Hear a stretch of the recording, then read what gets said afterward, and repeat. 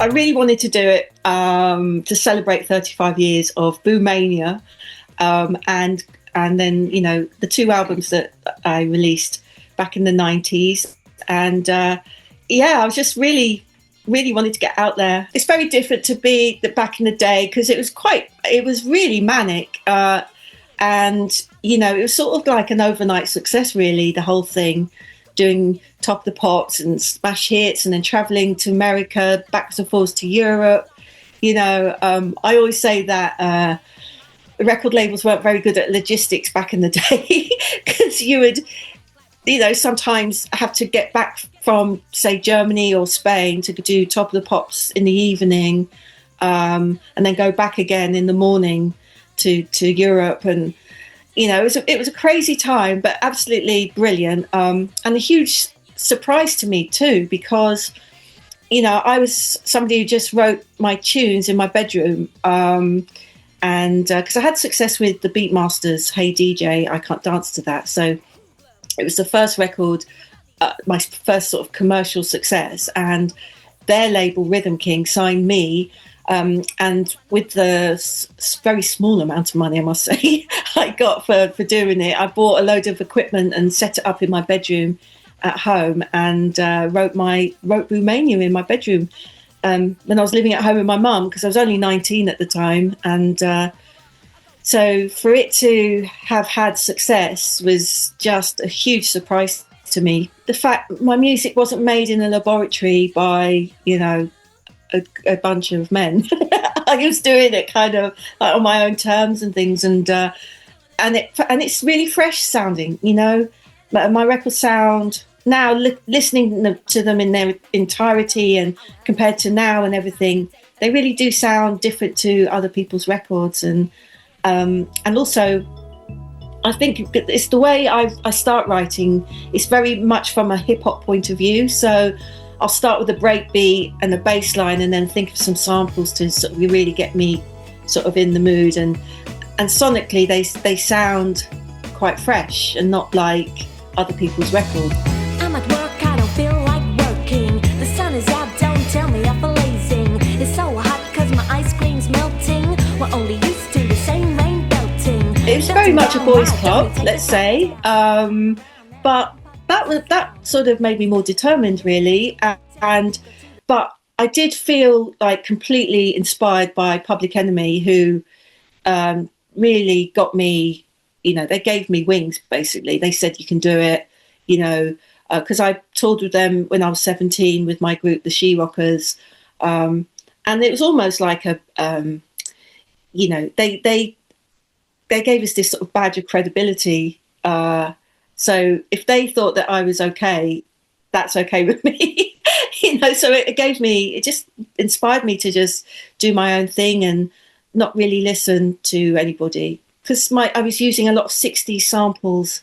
I just thought I really loved the 60s look with the bob, and I was obsessed with Emma Peel and the Avengers, and sci-fi stuff like Lost in Space and things. And I combined all of that into my character.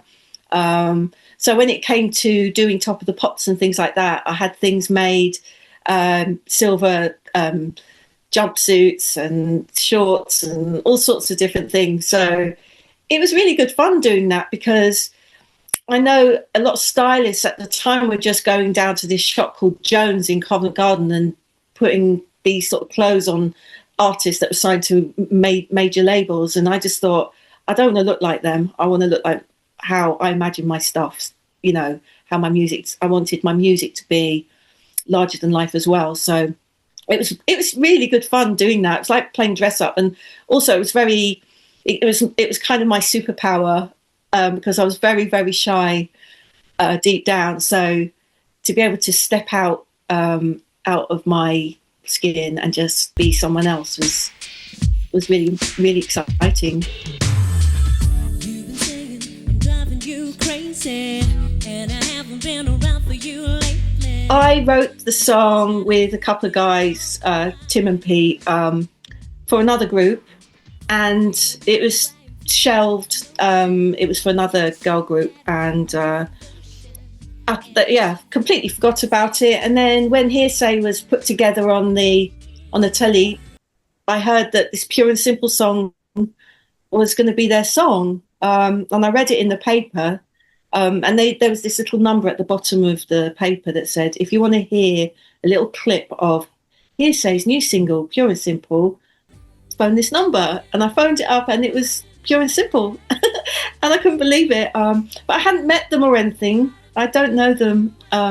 Although Suzanne Shaw's been in touch with me recently on the WhatsApp. But I'd love to meet Noel. It was the biggest selling record of all time at the time. It outsold Elton John's Candle in the Wind. And yeah, it was the biggest selling, millions of records. But we knew it was going to sell. We had a pre-sale of like 500,000 on the Monday. So we knew it was going to be like, it would have sold 1 million by the Friday. So yeah, it's a big thing. In those days when people actually bought records, you know. And it won an Ivan Novello Award, which is like, you know, the Oscars of songwriting, which surprised me most of all. But it's lovely to be recognised for that. Also, the fact that it was not an old song, it was just a song that was forgotten about. And I think Pete Waterman, because I worked with Pete Waterman with the original group Girl Thing, and he always loved that song. So and he was on the judging panel of that program. So I think he was instrumental in making that happen. The reissues are beautiful coloured vinyl, cassettes and CDs as well, with special edition mixes and things. And to listen to them in their entirety, it just takes you back. And even the sound of the needle going on the record, I think is just, I think people have forgotten what it's like, because it's an experience.